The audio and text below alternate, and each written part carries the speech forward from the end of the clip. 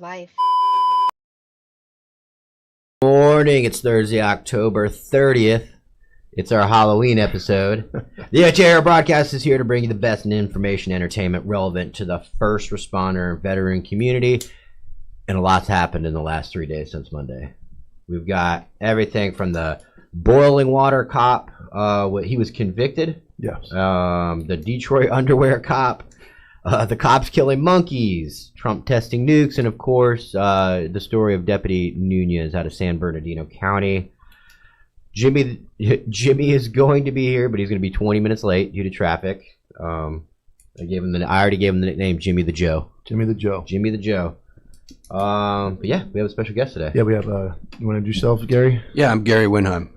More. I introduce myself. Oh shit, Gary! We found him. He was wandering the plaza out front. And we were looking. Jimmy was late, so we found it. No. Well, I feel bad. I didn't bring my sunglasses or my you're tattoos, good. so I don't know what to do. Tell everybody who you are. I'm Gary Winheim, retired captain from the Eustis Police Department. I did almost 27 years. God. Yeah, he was on my episode Wednesday. If you want to check that out on Locked Up with Copville on the Copville OG YouTube. Gary talks about his entire career and a common theme, which is PTSD and the agency not being very helpful when it comes to PTSD. Throughout the episode, we'll kind of highlight some of the things Gary was involved in because they're pretty wild. Man, someone misses Jimmy already. Yeah. He'll be here. Maybe. Don't forget our Patreon. Please join Patreon. We're very active in there. And today is Thursday, so tonight on the Counterculture YouTube and Anti-Hero broadcast YouTube later tonight, you'll have the night shift, which is the boys for the boys tonight. Laid back at the other studio, breaking down videos, shooting the shit from 8 to about 10:30. So make sure you tune in tonight on YouTube as well. Somebody says our microphones are louder than normal. Lewis, did you mess with something? He's always fixing something. Yeah, I'll just lower it. Huh? He'll just lower it. Okay. He's pushing buttons. He does whatever he wants. Yeah. Interesting. There you go. All right. Better? Let's see. All right. Phil texted me and said, "Hey man, mics are pretty loud, but I'll wait for his feedback." So we'll kick off the episode with Officer Nunez because what happened was there was two really good stories to cover, positive in law enforcement, and they happen to be the same story. When I say good, I mean meaningful, that needed to be covered. So the first one was Officer Nunez responded to a man with a gun threatening a female, and I'm going to read it. Deputy Sheriff Andrew Nunez was shot and killed near a residence in the 12300 block of Hollyhock Drive in Rancho Cucamonga.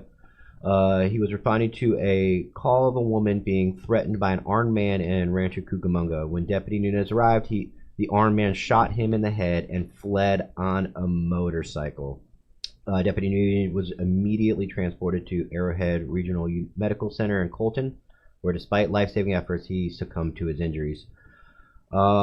He had served with the San Bernardino County Sheriff's Department for 6 years. He is survived by his expectant wife, 2-year-old daughter, his mother, and 4 siblings. So the most tragic of tragic. And the reason why I say it's two things is because very rarely do we get to see a what would you call that? The capture of a cop killer immediately after it happens. Yeah. But the guy who murdered Deputy Nunez, and we don't have any details yet. I don't think there's anything out there yet about exactly what happened, like a actual breakdown from the chief explaining, timestamps and what happened. But, he was murdered, and immediately the guy who killed him took off on a bike. This is where the second story hits, because this Deputy Nunez's death and his heroism is kind of being overshadowed by another great story, which was the capture of his killer. And I want to make it clear that we should be giving, because when I researched this, it was all about the takedown, and I get it. It's in its own way. The off-duty cop was a fucking hero too. Yes. I just wish there was more of a separation, because the guy took off on the bike, was it California Highway Patrol on a high-speed pursuit? Yeah. I'm pretty sure probably mostly everybody in that area. Exactly. A cop killer, you got people probably coming from every region of California. They get behind him. He's running, and an off-duty cop who apparently is tracking the situation, probably had his radio on, squared away guy, just merged over and caused the motorcyclist to wreck. Had a set of nutsack like none other. Did real cop work. Seems to be backed by administration for this one due to the fact that lethal force was probably authorized due to him being a threat to the public. And they were able to capture him, and now he is in the hospital being, given his rightful treatment that he apparently deserves. So, but just wanted to give shed some light on Andrew Nunez and his heroism, because that's what cops do every single day. Yep. I can guarantee you. I would imagine he responded to that call just like any of us would. You have your radio going off. You have your in-car going off with the boys chatting it up about what's going on. You have the fucking computer blowing up with updates, and about 50% of that is information that you need. Yeah. And you're rolling up and you don't know what's going on. It's vague information, and that's when you're a responder, when you're a first responder, you are responding. You are already behind the curve in something that's going on and could be very dangerous to you. And unfortunately, this fucking coward was able to take the life of Deputy Nunez. So we're looking for a way to give. The problem is that the San Bernardino County Sheriff's Office says on Instagram that it's the links in the bio to donate, yet it's not in the bio, and their website doesn't have anything up. And if you Google the GoFundMe, it's not, I can't verify that it's him. It doesn't, there's things about it that are kind of red flaggish. I could be wrong. It was a couple of hours ago. So if anybody out there does know how to donate to the family, whether it's GoFundMe or something set up by the department, let us know so we can put it on blast and we can donate. Absolutely. Yeah. And it's, just a regular call. That's what everybody goes to, a regular little dispute between. You know how many times I've gone to a call like that? Well, I mean, honestly, in my area, we have several shootings from domestic calls, and tensions are high. People do irrational things, and that's where everybody goes like, oh, here's another argument between we're just going to show up and here's another call, and it's unfortunate that probably ambushed, probably had no chance to respond, nothing, I'm not seeing them put out anything about the actual shooting and if it was a I mean, they're being kind of quiet on that, which I understand. They've got the whole investigation to do, exactly. And it leads to what you said, that it's being kind of overshadowed by what the off-duty officer did. Well, there's the video of that. I mean, that's the flashy. That's the 150 mile an hour chase. Yep. Well, and I'll say this: if anything, I know it's separate, but it puts some positive on a really bad situation.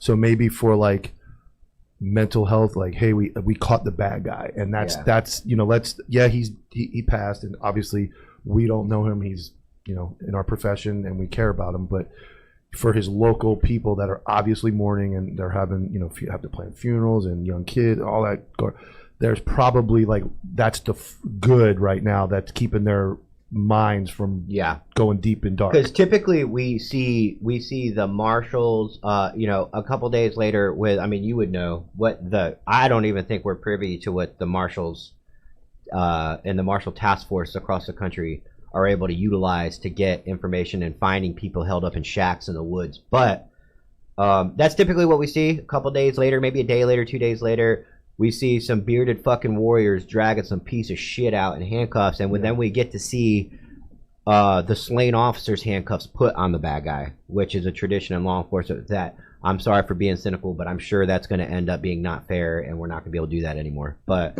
traditionally, we put the slain officer's handcuffs on the bad guy, and that's just how it goes. So yes, you're right. I think it's better we caught him in real. It kind of gives hope. Well, there's cops out there. So the marshals get involved, but now your local agency is looking for a guy that killed somebody they know. Your mind is, you've been involved in critical incidents. Your mind is in 1,000 places. You lost your buddy. You're thinking about his family, and now you got to sack up and go do the hard work. But you can't tell me like going in, knowing the guy's going to be armed and probably wanting to shoot out, but you're mourning your buddy all at once. All those emotions that nobody puts in that go in the blender for us as cops. It's now you're out hunting this guy, and then you have to make sure you don't make a fucking dumb decision like I'm going to smoke this dude when I see him. Like, you know what I'm saying? Yeah, like, it's hard enough when you're already, in that mix. going in with a clean head, and the only thing you're thinking about is, what you had discussion with your wife before you left work, or what your kids are doing in school. But now you've also got the weight of your buddy, your coworker, your friend who is gone. Yeah. And the realization of that could happen to any of us at any time. Yeah. But this episode is obviously dedicated to Deputy Andrew Nunez and his family and his expecting wife and his 2-year-old and his future child. So, give some shout outs to our sponsors, HP-TRT. Go to HP-TRT.com. Use promo code HERO and save 20% on your testosterone and other supplements like peptides, GLSP, GSLP2, whatever the rave that everybody's using to lose fat. They've got it all. You go do your own blood work if you want from the VA, Quest, LabCorp. It doesn't matter. You get it. Make sure they test your test and your what do you call that? The other opposite. Estrogen. Estrogen. And test an estrogen. Get that tested. Take a screenshot of it. When you get your results, upload it in the portal. They'll waive your lab fees. So go to hp-trt.com. Save 20% on your testosterone for the month. And GhostBed. Go to ghostbed.com/antihero. Save 10% on their already low prices. They get everything from pillows, mattress toppers, cooling, patented technology, sheets to keep you cool while you want to lay under something. And off their mattresses. Their mattresses are top notch. Obviously, we've been with them for a long time. We all use GhostBed. So go to ghostbed.com/antihero. Save 10%. Tell them the boys sent you. Elevated Silence. Old Jim Bob over there, Elevated Silence. The personal touch when you're trying to get a suppressor for your weapon. Go to elevatedsilence.com. Use promo code antihero15. Save 15% on your silencer. Like I said, they're not a small business anymore, but they still give that small business touch. Great dudes. Can give you information if you're looking and you don't know how to do the process. Go to elevatedsilence.com. Use promo code antihero and save 15%. Yeah, so promo code's antihero, save 15%. And finally, the boys over at Tasty Gains. Go to tastygains.com. Use promo code antihero and save 20% off your order. They got everything you need, from pre-workout gummies to creatine gummies that we take every day. It's a lot easier than the powdered bullshit. You just carry around a little jug or a bag, depending on what you buy. They're little fruit snack gummies, perfect. Got a gram of creatine in each. And there are nootropics that are brand new. They're a version of Alpha Brain. Keep you sharp mentally, keep you focused, keep you on it. Go to tastygains.com. Use promo code antihero. Save 20% on your supplements for working out. So I got the link, direct link to donate Deputy Nunez, sent in by a listener, is PORAC, PORAC.org. That's Peace Officers Research Association of California, PORAC.org. You click on that. Takes you right to Deputy Nunez. Let you donate. Copy and paste and put it. I sent it to Antihero in the inbox. Go ahead and pull that up. Can you go to the Instagram DMs of from me, Copville to Antihero? You'll see the link. You just threw Lewis out of his routine, man. He just looked at you and gave you the death stare. He's trying to get he was getting a sip of water. Hey, Lewis, how do you drink water with your mask? Do you cut a hole in it? No, I just Lewis I am advocating for Lewis to be a character on a full-time. Well, actually, he is full-time now. Character. Lewis, the producer. What's his name? Lewis, the producer. You guys let us know what you guys. Lewis, click on that link right there if we can get that up. Yeah, we're there. You go. There. It's on the screen. No. Well. I just gotta put a window capture. Wait, I'll just do whatever you want, Lewis. Yeah. We're just here. This is your show. Tell me when it's up. Is it up? Yeah. Okay, so here's the link. Here's the donation for Deputy Nunez right there. PORAC? That's the website, PORAC. PORAC. PORAC.org. Please donate. We're going to donate. And the goal is 100,000, but we need to blow that away. I mean, because here's the thing with you're good. Donations is paramount in something like this, because yes, life insurance will pay out, but how long does it take life insurance? Right. Yes. It takes a minute. Groceries, grieving. I guarantee you, his wife can't do anything right now. No, she's got family and friends. Support. That's true, but bills rack up. She's having people come in and help pay the electric bill, the rent. She's mourning the loss of her husband and the father of her children. So, having this type of funding really, really helps. So go ahead and, if you can, give a little bit. It's very, it won't go unnoticed, trust me.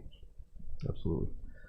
Man, what do you guys want to talk about first? Let's do the only really reflections that we have since Monday is the SNAP EBT, because it seems to be slowly progressing where people are like, this could be a problem.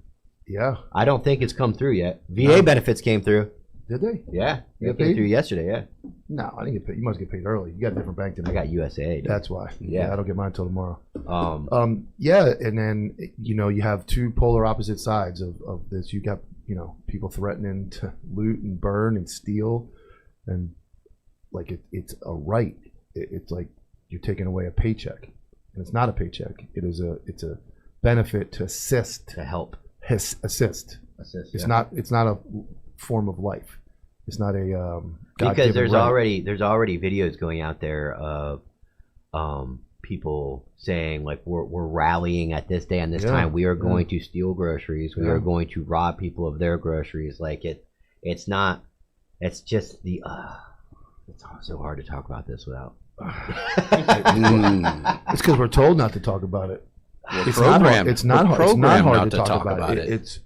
I think that everybody realized that we were right down the middle. What we said was very truthful. Me and Mike gave our opinions personally about who we believe should be getting government assistance. We're not sitting here saying take it away from everybody. Mike said, I don't want people starving on the street. That's not what I want. No. I said, I don't want single moms working 2 jobs and 3 kids suffering. No. That's what that's for. Correct. But when you're born into it generationally, and you got Section 8 housing, you got unemployment, you got food stamps, like it's creating a massive problem because we just started giving it out to people. Well, it's become expected. Yeah. Yes. Yeah. Yes. Nailed it. Yeah. Right there. Yeah. That's what I'm saying. It's an expectation. It's not a it's not a God-given right. It's not. Social Security was. That was when you worked your whole life and contributed taxes your whole life.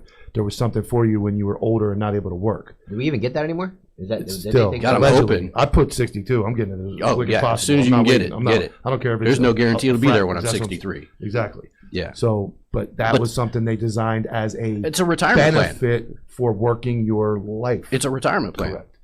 But you're born into free everything. Somebody's got to pay the bill, and that creates diversity or division. That creates division. Yep. And no matter what, with that division, there's going to be conflict. So it just creates a conflict where half America, or whatever the percentage are, some portion of America is going to say, I've worked my ass off, 2 jobs, to keep everything, and one half of America just doesn't do, or one part doesn't do anything except get free benefits.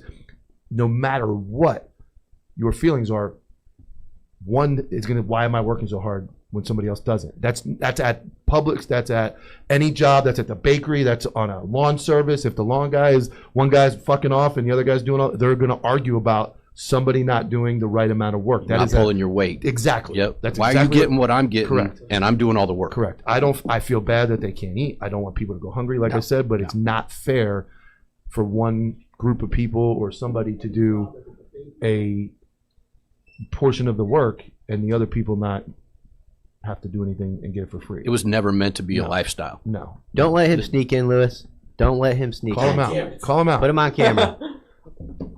How do I? This is my first time here, so I'm not supposed to. Am I announcing when people walk in? What's going on here? As long as they have a gun. Yeah. No traffic and a 5-year-old ear infection. Jimmy's got a 5-year-old ear infection. He hasn't. He gets paid. He gets paid. I mean, they have treatment for that. You don't have to suffer for 5 years, man. Dude, We're here. All right, Jimmy's here, everybody. Viewership should go up now. Make the announcement. Jimmy's here. Where's your costume? You forgot that too, didn't you? He's an average Joe with an ear infection. Put your helmet on. That's what you get. We're gonna go Army rules. You forgot something, you got to wear the helmet. You're gonna have to do laps as well. Yeah. We're gonna give you the pink rifle to hold. All right, Lewis, you had a spare mask? Well, the good news is we got tested. It's not COVID. It's not a flu. You didn't get bit by a monkey, did you? No. God. Okay. Did we cover that already? Not yet, man. That's let's cover the monkeys. Okay. So it came out yesterday that a truckload of monkeys crashed. They had COVID, hepatitis C, they had all these things, and one was on the loose, right? No, they're saying they didn't have Hold on, those. I got it. Come on. This isn't my first broadcast. That's what came out yesterday, yes. correct? Oh, That's what came out. Yeah. So we're all waiting to see if, Resident Evil is going to start here or, The Walking Dead. And so I found TMZ. TMZ got news. the There you go. Reliable news. They compiled everything. I think Fox News kind of stopped following it once they realized how ridiculous it was. But Mississippi monkeys, cops shoot, kill 5 on site based off bad disease info. The mystery behind why 5 monkeys were killed by police after a truck carrying the primates overturned in Mississippi has been solved. Jasper County Sheriff tells us he contacted one of the deputies who responded to Tuesday's truck accident along a highway in rural Heidelberg, and he asked the deputy what kind of threat the monkeys posed to the public. Johnson said the deputy had 2 truck occupants contact their supervisor, who warned the cargo contained 21 test monkeys infected with COVID, herpes, and hepatitis C, and as a result, they needed to be handled with protective gear. The supervisor also recommended the monkeys be put down, and that's why police destroyed the animals, according to Johnson, who described the monkeys as aggravated and aggressive towards people. Turns out, though the monkeys did not have any diseases, and the sheriff corrected the record later today, after Tulane University, where the primates were transported from, issued a statement saying the animals were not infectious. In addition to the 5 dead monkeys, Johnson said 13 others survived the crash and were corralled by the authorities, while 3 others escaped into the wild. Dude, you know what this reminds me of? Talking to the mic. Oh, you know what this reminds me of? Freaking The Dark Knight Rises. No! They expect one of us in the wreckage, brother. Johnson said the authorities are now looking for the 3 monkeys in the dense wood, laying down traps with food in them. Johnson also said he's concerned the monkeys might end up in someone's backyard and bite a person trying to capture them. Meanwhile, here's the thing: the university's denying everything. They're saying, the monkeys were not being transported by Tulane, not owned by Tulane, and not in Tulane's custody. Because you know why? Because they're abusing animals. Optics. And they don't want you to know that they do inhumane testing on these poor animals. 5 monkeys got killed for no reason. And I fucking hate it, dude. It's terrible. But you're saying, first off, I wouldn't have shot one of them. Consensus to the room. Because we went down the timeline, we said, they're infections. They're not infectious. It was a big mistake. Do you think they were actually infectious and they're trying to just be like, the cops killed them? Fine, fuck it. Let's just say it's not. I think there needs to be more research done. But either way, I'm not shooting a monkey. You're not? What if it was patient 0 and you could save the world? I'm dropping it. Nope. Because I don't believe any of that. I'm dropping There's no way you're just willy-nilly down the street in a truck that's not well protected if you got some Resident Evil disastrous world. That's how the government works. The university's already trying to say it's not their fault. They had nothing to do with that. Because they don't want the fucking investigation coming to what are you guys doing to these things? It's terrible, dude. It's terrible. It's terrible. Dude. All right, you get the call. Truck over on its side on a highway. You pull up and there's monkeys running around everywhere. I mean, this is a true what? Put them down! Yeah. Put them down! You put them down.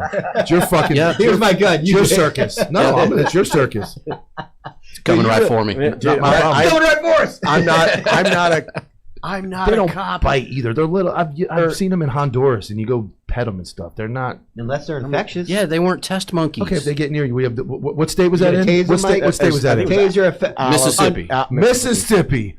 Every motherfucker's got a gun in Mississippi. Hey, boy, I saw this fucking. I just wish if it there comes was near you, video shoot it. of a cop beating one with a baton. No. No. That would be the best video on the internet. No. Oh boy. I mean, we've got monkeys down here. We have herpes monkeys that are Silver wild. Springs. How do we know? Yeah. There's just footage of them jumping in the they just water. put the videos out on those. And no one can get the story straight on those monkeys because the story I heard was that and this is true, they filmed the 1940s black and white Tarzan there. Mm-hmm. And they brought it, and there was no rules back then. So when they were done filming, they were like, release the monkeys. They released the monkeys, and that's why they're in Florida. There's a lot of people that say that's not true. That's just a myth. Well, when you go to, I go on a lot of cruises. You go to Honduras. They let them out, but they let them out, and they know to come back at for work on time. They know to come. They know to come back to the cages at like 9 a.m. every day because they know the tourists are coming. They're going to feed them. They're very intelligent. So they, at the end of the night in Honduras, where you go visit them, they just open the cages and they all go out in the wild. And then in the morning, they know I want to eat. I'm going to show back up at that. Let me go get locked in the cage. And they come in, and the other like those are tourist monkeys. These are test monkeys. These are Mississippi test monkeys, man. Let them go. I mean, given what we went through during COVID, Lock them up. You'd think that like any monkey that was possibly infected with anything would be like, all right, guys, armed guards, fucking outbreak suits, like we got to be ready to put them down if this truck, if anything happens. You would think it would be steel reinforced bed that only jet fuel could melt, like something like that. Yeah. You would think that. This is the government. That university is being contracted by the government. And those truck drivers were being contracted by the university. Everybody is able to go like this up the chain. Hey, man, that's not what. Oh my God. Lowest bidder. Don't make a big scene. No, they did. Because, well, do you think the truck flipping was actually part of the plan? No, dude. It's Mississippi. I don't think the truck driver even knew what he was hauling. Yeah, that might be. You hook up the trailer and you go to here. Yeah, but the truck driver is the one that gave the cops the fact that they were infectious. That came from the truck. Well, yeah, he made a phone call when he flipped over. Hey, I just crashed the truck. They're like, you know what you're carrying? He made up that story. Yeah. You better he called somebody and they were like, bro, those monkeys are infected. You need to rack. Like, the guy at the other end of the phone is just trying to come up with any story to make him hustle. Yeah, and that poor cop called a supervisor. Sarge, Mississippi. Sarge, apparently the monkeys are infectious, and that Sarge. They got hippotitis. I mean, put them down, Chuck. There's a hippotitis around too. If you were on the call though, I'm going like, I'm not animal fucking control. I'm not shooting it. Yeah, I'm not blowing away some little. Let me tell you my worst lemur. My worst animal. Can I tell you my worst animal story? We had a bunch of hogs get ran over by a truck, and they're I on thought the it was side. going to be your dog pass. No, that was it. I'm talking about witnessing like this type of. So we got hogs run over. They're all like, they're like Jimmy. Jimmy's keeping them alive. They're dying. Like they're blown up. And I'm like, this is traumatic. I'm like, this is horrible. So we got a trapper. You said a hog? Yeah, like hogs, like pigs. Yeah, but there's some are alive, some are like running around. They're hit by a car, like a whole patch of whatever they call them, flock of them, geese, whatever they're called. So I'm like, I'm like, this is terrible. This is terrible. So I call like a trapper guy, and he's like, yeah, man, I'd get down there and help you out. So I'm thinking he's gonna like come and take them and humanely and all that. He walks up. No, worse than that. He picks the first one up with a knife and just fucking slices his throat right in front of me. And he's like, throws it on the truck, grabs the next one, and I'm like, I literally walked to my car. I was a supervisor. I walked to my car, got my car, and just drove away. I left the other deputy. I'm like, I'm not witnessing the rest of this. He just picked them up one by one and just whoop, off he went, right on the side of the road. Well, that's how they make our in front of a school. Oh, I get it, but I just didn't want to see it. But that was like I'm like, I kept a deer in the back of my car for like 5 hours once to get somebody to come get it to rehabilitate. A dead one? No, it was alive. Oh. It like got injured, hit by a car, so I like put it in my car and waited. I gotta go respond to some calls. No, hang on. Hold on, buddy. But I'm a little over the top with animals. You're sitting there taking a report. Did you not watch Tommy shaking? Boy? You never put a deer in the back of your car. No, I had. He was good. He was a good little. He was a cool. fawn. Yeah, he jumped. He got injured on like a reserve, and I was able to wrangle him up and throw him in the back. And the animal shelter's like, thanks, Mike. And as you walk out the door, they're like, this one's gonna be delicious. They're like, venison. Dinner. No, I actually got updates from the lady who rescued it. He lived. You get pictures, Christmas time. Yep. I'm going to dinner. They're having venison. All right, so that was I could not wait to cover that story. We got a bunch of other topics to cover. So, Mike, the boiling water cop. Yeah. This broadcast back when it was a podcast did cover this, and it was a huge controversy because if you don't know, real quick, and I'm sure you do, but just in case recap, you don't know. Cops respond to a mentally ill person. Any cop in the right mind would have been like, this person's mentally ill. Through their investigation, they realized that what she was saying was not true, and she's just mentally ill. Well, at that time, it's just time to go back to work, right? There's no point. Well, these cops were, they're not proactive. They were kind of almost pushing her constitutional rights by making her identify herself in her own home, right? Dom and I talked about it last night, and I get so when you work for a small agency, they're crazy about I don't know how you guys did it. When I worked for a city, You had to get everybody's information, every call. You had to almost write a report on every call. It was so micromanaged. Oh, yeah. You got to the sheriff's office, and it was like, you don't want us here. You got your legs missing. Like, you don't want us. I'm leaving. I don't care. So I can imagine where Don brought up the point that maybe there was some requirement to get named to put in some CAD notes or some whatever. Yeah. But at the end of the day, if I look at that call, when I did my stance on that was from the beginning watching that. Every cop in America wants to get back in their car and drive the fuck away from that call because they're like, fuck this. And she's about to say something stupid. Yep, and then I'm going to have to go to the hospital and all that. So when they went into the house, I was like, why did they want to go in? Like, why did they want to go in? And then from there, listen, call me liberal Mike. There was no reason. You can't shoot that lady. There was. You can't shoot that lady. So they put themselves, when we get down, and I'm so excited because I have not researched this at all. So Mike's got what happened in court.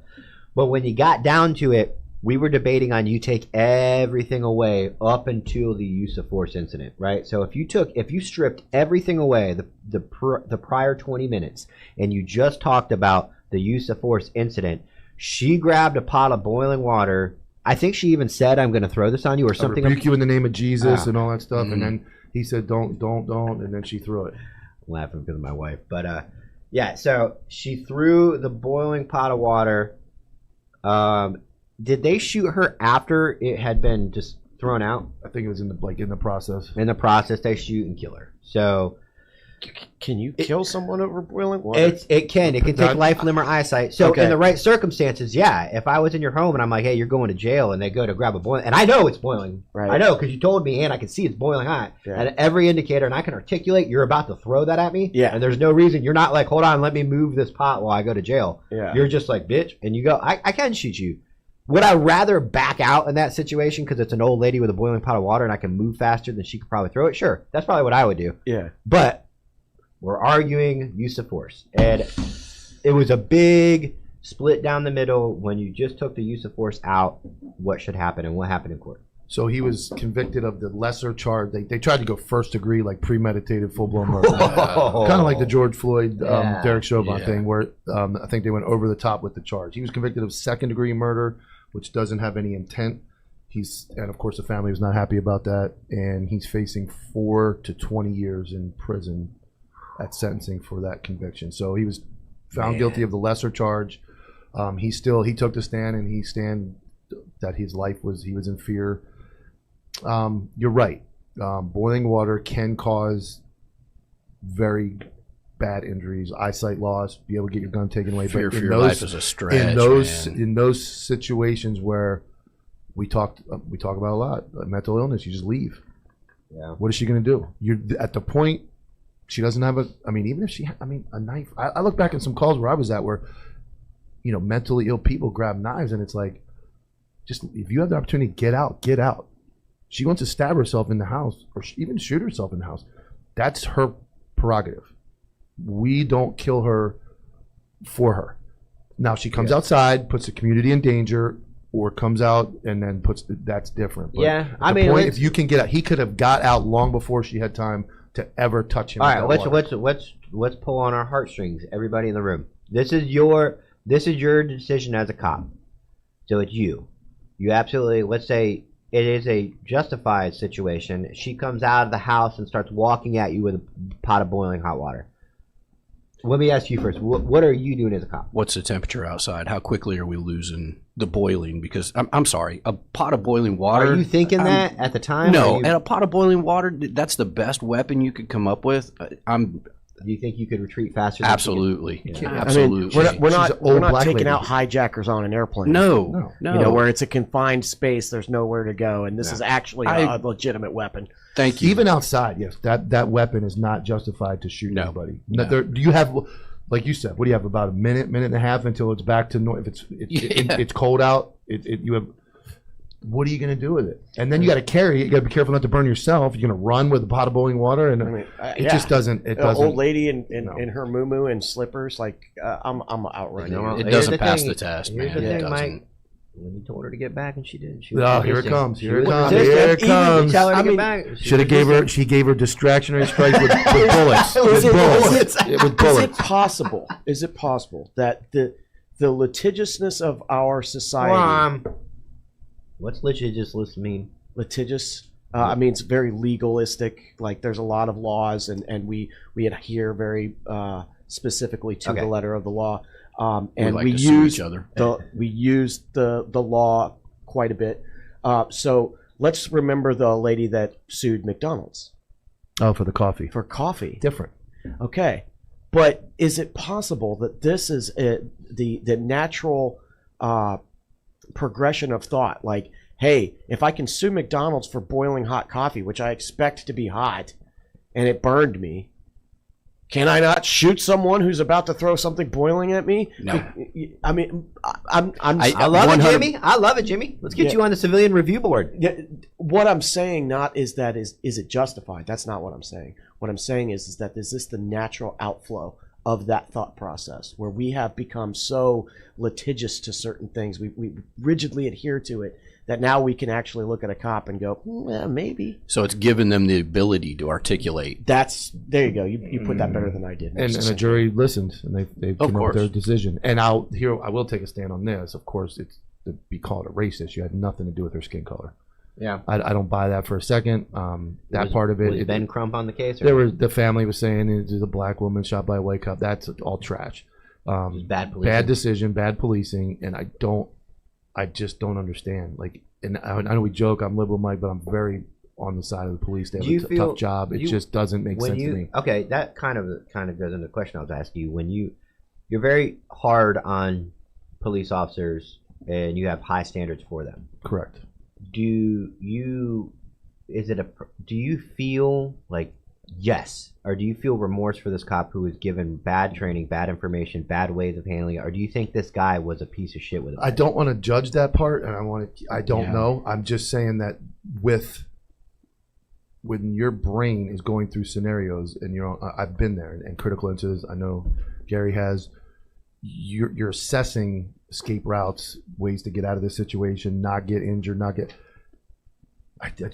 she's standing there to fucking walk away. It took her like 20, 30 seconds before she actually grabs the pot. I was gonna say, do you think if that cop had said, stop moving, and she said no, and she walked, and he gave her distractors to the face, that would have solved this whole thing, and she'd still be alive today. Yeah, but wait a minute, they can still go hands-on? In that scenario, yes. Officers can still go hands-on? Yeah, and that's because there's a boiling pot, and I'm joking with the distractors, obviously, that's an inside joke, but when you're like, hey, ma'am, stop moving, there's a bunch of stuff in the kitchen I don't want to, and she doesn't stop, and you go, ma'am, stop, then you put her in handcuffs. Well, here's the problem with, because you can go hands-on, you can taser. You would not want to taser in that situation because she falls into the fucking pot.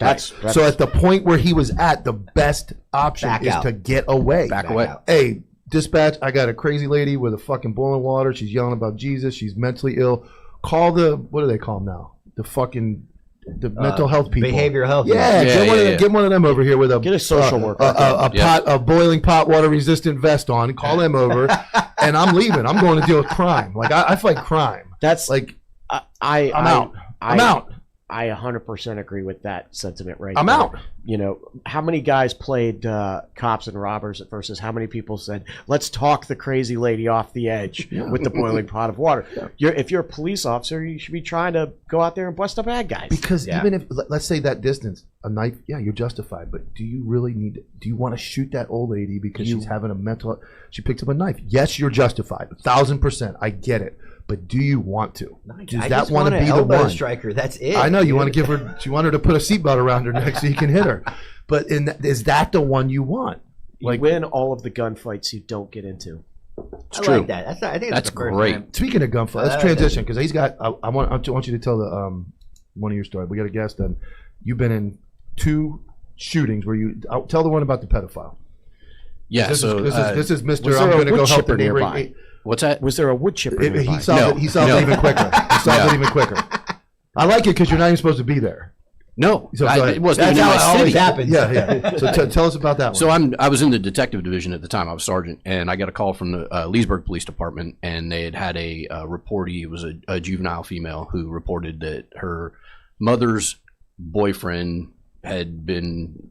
You called it in a relationship. Yeah, they'd been dating. They'd been dating for like 4 years. And she was since 9. She was 9. Okay. Oh, look at the dude's Facebook, and it's pictures of him and the daughter.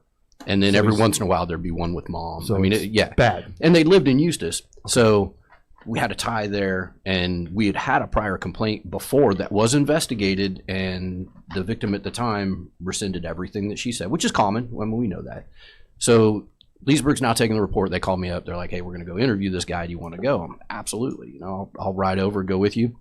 Tell my lieutenant, I'm like, hey, I'm going over to Leesburg. I'm going to interview this guy. Which is already strange that a detective actually leaves office and goes and does some work. But yeah, well, good for you. Yeah.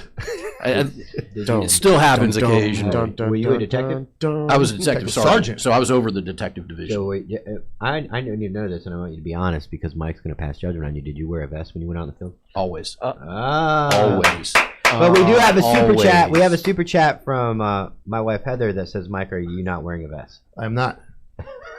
I'm in the office. I would have loved it if you went. I always wear a vest. I looked at it before I left. Do I have an extra one? I always wear a vest, even on Halloween. This is his dress uniform. Yeah, so. That's very good. Do you ever wear? Okay, is there ever a time? We're gonna get back to your story. Okay, yeah. Is there ever a time in that you would justify right now? Not saying when you were a dumb stupid cop, but you would ever dress in uniform for a funeral or anything and not wear a vest? Anytime. Me? Ever. Yeah. Would you ever wear that uniform? No. Identifiable police insignias. If I'm in a uniform, as much as I hated that Class A polyester because we went to that real comfortable outer carry, I always wore it. And that was I'm my wife. My wife ingrained that into me, and it doesn't. I could not tell her. She says, in your coffin, I want you to look up and tell me why you didn't want to wear your vest that day. You were in a uniform. You're identifiable. You were driving to and from wherever incident you were going to, wherever funeral. Or tell me and your kids why you decided to die today because the round hit you in the chest. And I couldn't come up with it. And I watch her go to all the time. It's miserable. She has to change everything over because she has she has a Class C belt, which is thrown in and all that. Oh, yeah. She has to go to the basket weave and the fan. And I watch her as the only person that goes to these award ceremonies and all these grip and grin functions in a vest in a Class A. Everybody else is no vest. So that I can't lay in a coffin and tell you why I would not wear a vest when I'm in a uniform and I was wearing a gun, and I have no good reason. So my easy answer is wear your vest if you're identifiable. So you were wearing it. Well, it's funny. My wife just texted me and reminded me that I was not wearing a vest during this incident. Really? And never again after that. Oh yeah. Leave it to your wife. I have the text right here on the. After that, you never your letters did are bigger again. than mine. Oh, but I mean, that thing. Yes, you see it. I can see it now. It's like his text. You know when you did not have a vest on during that. And trust me, her memory is much better than mine. So you weren't wearing a vest. But I was not. Continue on the story. Yeah. So I go over. We go over to this apartment to meet this guy. The mom and daughter were out of the apartment on purpose. We knew this. So myself, the two Leesburg detectives go in and make contact with him. And up until this, I always thought, never let him in the kitchen. Go back to what we were talking about earlier. Kitchens are bad. Kitchens are dangerous. Every room room in somebody's house that you're not familiar with is dangerous. So you're going from known to unknown. Yeah, absolutely. Absolutely. On any call. On any call. The towing call, the civil call, my neighbor's loud call. Yes. You walk into an unknown environment where there could be 1,000 guns. Yes. Weapons, and you have no idea. One of the things that I normally do, I mean, like I've had cops come to the house for perfectly benign reasons. Sure. And like, hey, can you tell us about this thing that happened down the street? And like, yeah, okay, whatever. I have the cops come to my house for a lot of reasons. Yeah. Yes. Yes. I always go. It's normally like in the normally you get interviewed in like in the morning time or around afternoon, and you're like, hey man, do you want to come in? Do you want some water, dude? Like, because he's sitting out there taking notes and about what time did this happen? And you're like, hey dude, why don't you come inside? It's boiling hot out here. And they're like, no. And I never thought about why they said no. That's why. No. And now I know. I'm not going into the environment that you control. Yep. Yeah. And I'm literally just trying to be a nice guy. Sure. And so now I'm like, I'll never invite you into my house ever again. Yeah. So getting back to it, we go to the guy's apartment, and we had information that he had child pornography on his phone and on his PSP. So we wanted those two items. And the whole goal was just to kind of do a quick interview with him, get those two things. DCF was going to put him out of the house, and then we were going to continue on with our investigation. He shortened the investigation considerably for us. The whole thing? The whole thing. Yeah. We were able to handle it all in that one day. So I'm talking to him, and he's making eggs because he's getting ready to go to work at a deaf academy, by the way, target-rich environment. he's making eggs and I'm not mature enough for those comments. Sorry, go ahead. doing his thing. We're talking to him, and he's getting more and more nervous. You can tell. Miami show. Yeah. Okay, good. He's getting more and more nervous. So the juvenile victim had run away a couple weeks prior, and he had gone to the house and picked her back up where she ran away to, and he had a phone number for that person, and I knew he had it. So I said, hey man, I need that phone number. Do you have it in your phone? He's like, oh yeah, because I didn't see the phone laying anywhere. He pulls the phone out of his pocket. As soon as he pulls it out, I'm like, oh, I'm gonna need that. So I take his phone, and things changed. I mean, things just changed. I would imagine. And I look over on the coffee table in the living room, and there's a PSP sitting there. I say, hey, is that your PSP? Yeah, it's mine. I'm going to need that too. So I walk over and pick it up. And the best way I can describe it, I've told a lot of people about this, is he literally was humming. He didn't, not humming, but the energy level just amped in the room. He was just, you could tell, wound out at that point. So the two Leesburg detectives, and tactically this was terrible. I didn't even know that this was going to happen. They're like, hey, we're going to step out real quick and get DCF because we're putting him out of the house. And DCF's in the parking lot downstairs. So hang here for a minute. We'll go get them. We'll be right back. I'm like, okay. So they stepped out. Meanwhile, he gets out of the kitchen and he has stopped communicating. I ask him a question. He's not saying anything. I'm like, hey, man, you all right? He positions himself. He goes and sits down on the couch. Now, it's a 2-bedroom, it might have been 3-bedroom apartment. So it's good size. And there's a hallway right across from the house where the TV was on the wall. So I kind of go over to the hallway because you're in an apartment. You got nowhere. I mean, if things are going to go south, there's a terrible place to have it happen. So he sits down, and he had been actually sleeping on the couch because he was arguing with his girlfriend, so his pillow was out there. He sees the pillow on the corner. He looks at me, and he looks at the pillow. He starts reaching, and I'm like, no. So I pull out, I draw down on him, and he reaches under the pillow and pulls out a .45. So I'm like, oh, this is not good. This wasn't the way the afternoon was supposed to go. Real bad. And the next thing I'm thinking, because I yell gun, because that's what you're supposed to do. Actually, neighbors in their interviews heard me yell gun in the apartment. Yeah, so I yell gun, and then my next thought is, well, these two Leesburg detectives are going to walk in the door, run in the door, because I just yelled gun, and where he's sitting on the couch is beaded right across from the front door. So I'm like, he's got to drop on them. This can't happen. So I put 2 in him, and just as the detectives were coming in the door, so they actually didn't fire. When they walked in, they saw him sitting on the couch, and then I dispatched him. So, and then the 2 rounds were effective. It ended right there. And you had to call back to the station where you're out of your jurisdiction and say, yeah. By the way, that follow-up I did was it's done. I look at those guys and I'm like, hey, get on your radio, get everybody coming because this is going to be. Wait, did he die? Oh yeah. Okay. Quick question: What weapon were you carrying? Glock 40. Okay, so you're 40 cal. Yeah.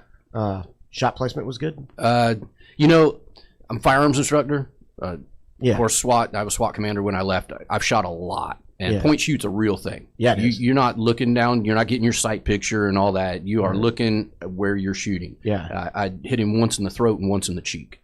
Both of them were lethal rounds. That's in training, it's actually, and you're talking about point shooting, you're not looking for a group at that point. No. It's actually better to spread them out as you come to the target. Yep. One in the abdomen, one in the ribs, one in the chest, all on your way up. And that's what you're. Yeah. I remember when he pulled it out. I remember he had it sideways, and he was kind of looking at it and looking. He was trying to figure out if he wanted to do it, if he wanted to point it at me and get me to do it. He thought about killing himself. Oh yeah. Okay. Oh, he knew he was cooked. Yeah. He knew he was cooked. So. And you can't put myself in this guy's head. First, I wouldn't want to put myself in this guy's head. He was a disgusting human. But the first detective that they interviewed said when he came in, the guy was pointing the gun at me. And I don't recall that. You see what I'm saying? Oh, no, that's why I'm asking the But you questions. have enough training. We've been through enough training that, the guy who holds himself hostage with a gun, he can point that gun at you that quick. There's no question. That's not a pot of water. No. But I was looking him in the face and where he was looking and what he was doing when I pulled the trigger. So let me ask you some questions. I was in the I don't know if you know my background. I don't. I know you got here late. Yeah, I got here late. So I was very late. Command staff, man. He knows. Hey, sharp with it. Oh yeah. Hey, he slid that right in. Sorry, you wearing a vest? No, actually not. He wasn't a cop. I was not a cop. Okay. I was He calls him to his house all the time too. I was in the Army for 10 years, and I fought in Iraq and Afghanistan as an infantryman. the reason why I'm asking is I've had some engagements in a room with other people, with bad guys, where we had to shoot them. Yeah. And so I'm always curious, what do you remember seeing? Like, if you can go back to that moment, like right before you put the control pair, not center mass, but pretty much in the face, in the tee box. What do you remember seeing that last craziest thing? You ready? Yeah. He had tile floor. I heard the 2 rounds hit the floor. That's what tink, tink, tink, tink. I heard those 2 rounds hit the floor. Wow. So audio exclusion, man. Everything else. You know, I wasn't. You don't have earphones and all. That hold on, bad guys. Yeah, hold on. I got to put on my safety glasses and all that. No, I didn't. You don't hear the gunshots. Yep. You don't hear. I heard the rounds hit the floor. Yeah, a lot of times I like when I think back on some of the things that we did, I lose color. Yeah. I lose color, and I really can only see, like, it's like you're looking down a straw. That's tunnel vision. Yeah. Yeah. So the memories that's adrenaline. And so I mean, it's interesting to me just when you're thinking about it, you're like, okay, hey man, here's what I got to do. And how fast do you think when you were going through that process, you're like, okay, there's the gun. I'm drawing down on you. He's got a bead on how fast did it take you to process and go through that and then make a decision? You know, everybody says cops have to make split-second decisions, right? Yeah. That's a split-second decision. Yeah. I mean, really. Hold on, I'm going to see if I can go down this hallway anymore. I'm going to check things out. No, dude just pulled a gun on me. Yeah. And that's not going to work. You know what? And I've been not in those situations, not nearly as bad as that. But you know when you're looking at him and your experience dealing with human beings for as long as you have in this job, you're going, this isn't right. And you're like wondering, like, it goes through your head, clear channel, guys, come back upstairs. I need people up here right now. And you're like trying not to go too far over because you're freaking out. But something's telling you, like, I'm reading him and this is bad. This is bad. He's acting weird. We had asked his girlfriend if he had any firearms in the house, and she said that, because you do all the questions that you do before you go in. And she said that he did have a 45 somewhere, and she thought it was in the closet, up on a shelf. So she didn't know where it was, and that he had been in the Navy for, I think she said 4 years, and that he was a Navy SEAL. Oh. Well, no. If you were in the Navy for 4 years, you probably weren't a Navy SEAL. No, probably not. No. But I knew he did have military. Medic or a hospital worker. Yeah, he could have been a nurse in the hospital. Those guys are dangerous. not a SEAL. We're just throwing shade at somebody. So, but yeah, and you know, pop the 2 rounds off. The first thing you do is, okay, I got to rent a raid. And I went over and tourniquet around. Yeah, you can't tourniquet that. No, I found out when I got shot. You tourniquet it with a zip tie. Yeah, you got shot in the neck. Yeah, you can't tourniquet that. Yeah, you can't. Well, your chief would have approved it, right? Well, 100%. Yeah. I mean, at that point, you're I think people, pedophiles should get tourniquets around the neck. Yeah, just well, shoot him in the Florida head added the death penalty for pedophiles. You know, and it's interesting because this was on the news for about 2 days.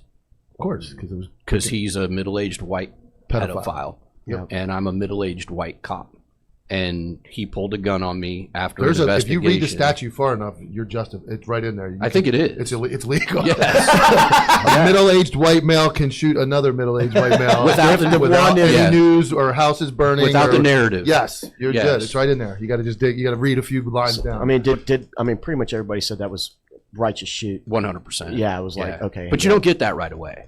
No, and this is something I talked about on Copville is you don't ever get told, hey man, good job, you know, because you can't get attaboys for taking someone's life. I mean, you don't. Not as a cop. Not as a cop. You did your job. You did what you were trained to do, and we're not going to prosecute you.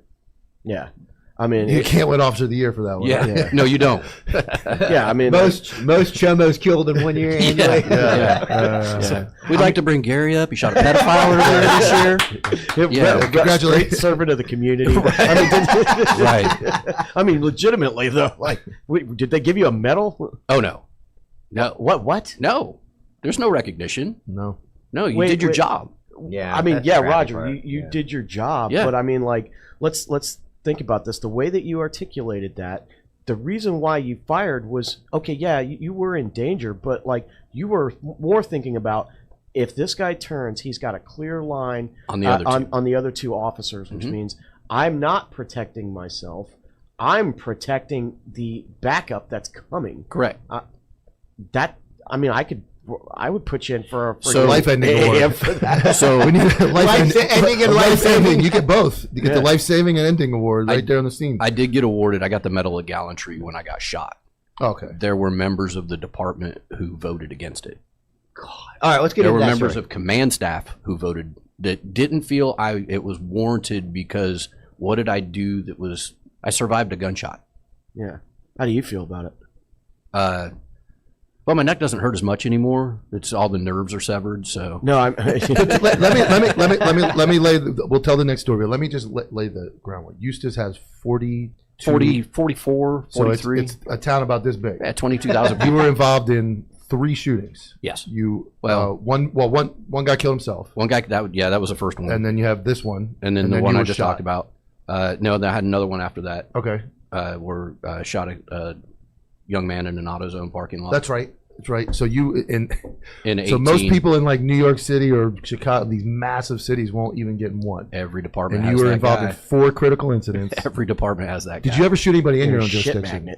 Yes. They finally got one. Yes. So let's I talk was shot about, in my own jurisdiction, and I did do a shooting in my own jurisdiction. Talk about but this. Let's talk about this. You definitely, even on this one, that it was a pedophile. You still face some PTSD from that. Absolutely. And you made the department aware of that. Oh yeah. Okay. And I mean, they sent me to go to the psychiatrist to get the release. But did you feel the love from the department? Did you feel like they genuinely cared about you, or was it department love? Yeah, like department love. Like you took a guy's life. I did, and that's not something not easy thing to do. We know we might have to. Yeah. But it sounds good. That's a tough decision. Yes, it sounds cool until you're the guy that does it. Yeah, I would imagine. 100%. 100%. You know, and then you're always that guy when you're out on the range, and when Im's got his gun, look out. You know, the jokes come out, and so you always have that. Is there a stigma after that? 100%. Yeah. So it never leaves. So tell us the one time about the time you were shot. And the department failed. I mean, my wife sat on the back porch. I called her because, you know, as soon as you get done calling your command staff and saying, hey, I was just involved in a shooting, you call your wife. Yeah. And great cop's wife, first question, good shoot? I'm like, absolutely. She's like, okay, what's the second question? Because it's always the second question.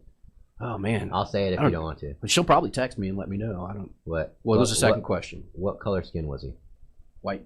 No, I'm saying that's usually the question. And when if Mike called me right now and said I just shot a guy, I'd go, was he black? Because that I think dramatically. So when I went through my IA, my use of force IA, where I got railroaded, when I called my buddy, I said, he's like, was he white? I said, it's a white method. He's like, you're good. Well, I wasn't good, but that unfortunately in law enforcement, you have to ask. The narrative they're going to push. Yeah, and she'll text me, I'm sure. I'm 100% think she did ask me that because that's a fair question. It is a fair question. It is. I mean, because that's going to change the dynamics of how it's going to go. Hey, are you okay? Are you okay? Yeah, it's not, and it doesn't change the fact. Because when they're calling you, you get that. Like you do want to ask. You do want to. How are you doing? So I've gotten clarification. The first question was, "Are you okay?" Oh. Okay. So second one was, "Is it a good shoot?" And then I think we discussed the logistics. Because if you called me, my first question was, hey, bro, are you good? Oh, yeah. You know what I'm saying? And then I would have been like, all right, you know, good shoot or not, and walk me through it. And where we fail as departments and continue to fail as departments, and I tried to break this cycle, it's just very hard to break into, is we train on use of force incidents up until the point that you pull the trigger. Correct. And then we go, in scenario. And then it gets just... I remember the ones where my buddy Chris Lesser was shot, and it was like chaos. Yeah, I mean, and it's like I got a call from a lieutenant that said Chris Lesser was just shot. Can you come back to work? And I'm like, is he dead? Yeah. They're like, no. And I'm like, do you need me back? I don't know. And I'm like, why the fuck are you calling me? And it was like everybody's in chaos. And then we had the one we showed the video on the one where the chief shows up wanting them to put the gun back. Yes. You know, it's like but you're right. We don't train for it. Motherfucker, I'm going on it. I'm going on the high horse right here. Let him cook. I'm going on the high horse. Let him cook. Because these motherfuckers sit around the station and fucking micromanage and treat you like shit over F word. You were going 40 in a 30. Hold on, I was one of those motherfuckers. You were motherfucker. You were a good motherfucker. I know that. Because you're on SWAT and you're a fucking captain and you're out doing follow-ups. You didn't wear your vest, but we'll let you slide on that one. But they sit around all day telling you, you did this wrong, you did this wrong, you did this wrong. And then there's a fucking critical incident where somebody's fucking dead and you got to deal with it as a cop. And they show up and they're like, ooh, what do we do? I know it for a fact in the last shooting that happened in my agency, they killed somebody. One of my good friends was one of the that shot the guy. The fucking captain that showed up had no fucking clue what to do. He's a moron. And they don't know who the scene commander is. Should I go to the command post? Do I go to the scene? What do we do for it? They have no idea. They don't fucking train on how to respond to your worst day. Look at their belts when Correct. they show up. Yep, they got one mag. They got a gun. Yes. So their job is, we got the policies. We're doing all this leading. They have no idea. I didn't even think about that. They have no fucking clue what to do when they show up. Nope. And you don't know what to do because you've just been involved in the worst thing that's ever going to fucking happen to you. What did we train? In scenario. Okay. Well, I pulled the trigger. The scenario's over. Yep. If I You're can done. bring this, Like, you guys are supposed to come tell me what to do now. Like, what? Hey, man, what am I going to do? Yep. If I can bring this back to the Army. Are you back down off your soapbox? I'm good. Okay. I just want to make sure he's off. I'm good. Take a breath. I'm good. I'll put the pin back in. I don't cuss very often. When I start with motherfucker, that's when you know it's coming. Like, it makes me so mad. When we train in the Army, right? When you do like your assault across the objective, and you do everything. We assess casualties, and when you're out in like the big training areas, you'll even do like the whole, hey, we got to take them to mortuary affairs. Let's get their battle roster number. Let's do that, and we train all of that until the paperwork is done. And then when the paperwork is done, it's like, okay, guys, back out. Okay, we've done all the casualty stuff that we have to do. That's a good point. And nobody is going like, hey man, Jimmy's best friend just got his fucking head blown off. Can we talk about that? No. Yeah. I think the difference between that is that in combat, casualties are more expected. Yes. Expected in the sense that morally, just like by society, it's just by warriors, you're expecting way more casualties. A police shooting is something that's typically not very expected. Right. A lot of them happened within seconds, and that officer has to, we talk about this all the time. 2.5 minutes prior to taking someone's life, you could have been sipping a coffee talking to a sister. Absolutely. Did you go, Absolutely. Do you have the fancy initials? Did you go to the FBI Academy or anything? I did. So I was class of 280 and it canceled with COVID. That's right. You told me on the episode so that you were supposed to go. So I've got the letter that says congratulations, you're going. What the fuck do they teach those morons in that class? You got to go learn all this stuff. Here's the other thing. You go to active shooter instructor class. Okay, because we're training for the worst of the worst. I was an active shooter instructor. I was that too. I went to NTOA Yeah. active shooter instructor. Yep. The day I got started with my IA, I left for Alabama. Again, they teach you up until the point that you evac everybody, and then it's end scenario. What happens next? So when all these fucking morons are going to these fancy academies and all these leadership bullshit classes to get the 17 initials after their email, when are they learning to take care of an officer that killed somebody? Aren't they required to write papers? I think they just. When are they worried about the officer's wife? When the wife's sitting at home and nobody shows up, right? Like that's a failure. Nobody. It's pretty simple. Nobody went to his wife's. Nobody came to my house. Nobody called my wife. She sat on the back porch until I came home. Nobody called her, and I called the chief. I said, "We can't do this. This isn't how we do business." What fucking initial? What are all those initials for at the end of your name, and what do you make all that money for when you get to? That's the day your job is important. And we did. We went back and taught an in-service training. We taught past the in scenario.